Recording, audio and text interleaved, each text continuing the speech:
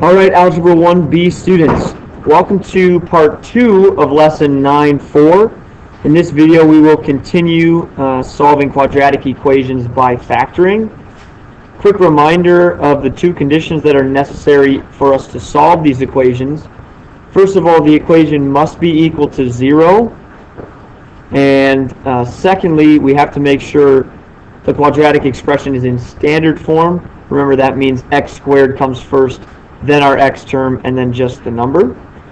Once we have those two conditions met, we can solve that equation by factoring some of the time.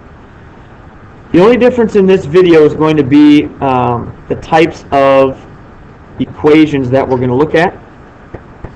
So in this video, our quadratic equations are going to involve a number in front of the x squared piece, which means we're going to have to use the window method to do our factoring, which we looked at back in chapter 8. As a reminder on the window method, we'll do this example together before we start talking about what it means to solve. But to start my window method, I'll put the first piece in the top left box of my window, and I'll put the last piece in the bottom right box of my window.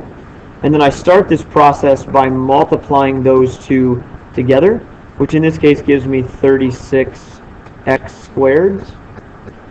And now I can ask myself my two questions about 36x squared and 13x's in the middle of my equation here. What two numbers add up to be 13 and multiply to be 36? Multiply to be 36 and add to be 13, that would be 9 and 4. I'll give each one of those an x. And now to figure out my factors, I will just go across and up, finding my greatest common factors. Okay? Going across this way, I have a 3x squared and a 9x. Both of those have an x, and I can divide both of them by 3. Going across this way, 4x and 12, they don't both have an x, but I can divide both of them by 4. So I get 3x and a positive 4 here.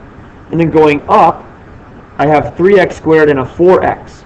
Both of those do have an x, but there's nothing I can divide those two numbers by except 1, so I'll put a 1x.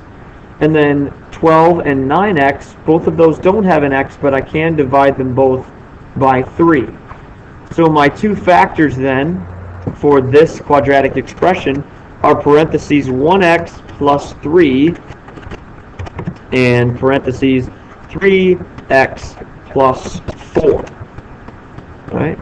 So once we have the expression factored, we will use again the zero product property from the last video to set each of them equal to 0 and solve.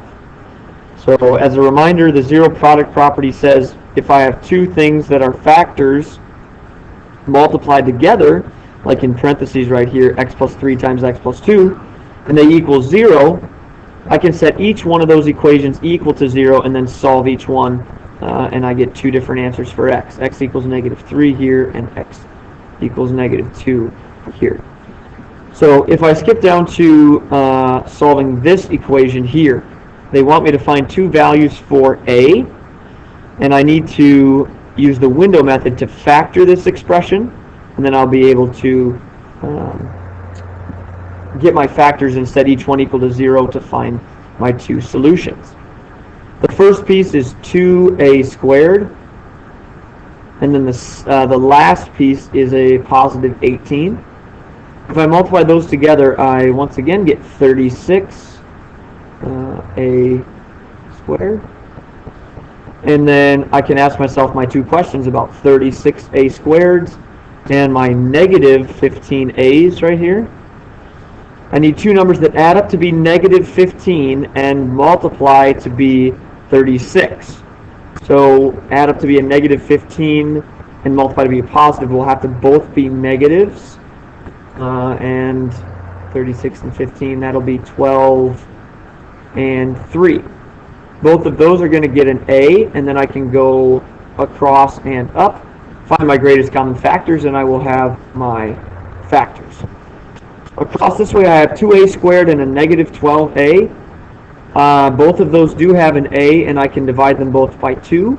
Remember, I never like to make my A piece negative. But going across here, I have 3a and 18. Both of those don't have an a, but I can divide them both by 3. And because the a piece has a negative sign, what comes out must have a negative sign as well. And then going up, I have 2a squared and a 3a. Both of those have an a, but the only number I can divide them by is a 1. Again, I will not make the a piece negative. Going up here, I have an 18 and a 12. They don't both have an a, but I can divide those numbers by 6. And because of the minus 12, I will make that a minus 6. So my two factors here are parentheses 2a minus 3 and parentheses 1a minus 6. That is still equal to 0. And now that I have that quadratic expression factored, I can simply set each piece of the expression, each of my two factors, equal to 0 and solve. So my first one will be 2a minus 3 equals 0. And then the other one will be 1a minus 6 equals 0. Solving each of these for a involves, of course, just undoing the minus 3 on this side. And I get 2a equals 3. Divide both sides by 2. And I get a equals 3 over 2, which would also be equal to 1.5 if you like decimals better. The other equation involves adding 6 on both sides, plus 6. So I get 1a equals 6. I divide both sides by by 1. And divide this by 1. I get that a is equal to 6 divided by 1, of course, is 6. So there's one answer, a equals 6. Here's another answer, a equals 1.5 or 3 over 2. You're certainly welcome to leave it as a fraction. All right? So like I said, our entire process here is exactly the same, except that we need the window method to factor these quadratic expressions in this section, or in this video. All right? If you have questions about the window method or the zero product property, please make a note to ask me in class tomorrow. Otherwise, that's all I have for you. Have a wonderful night.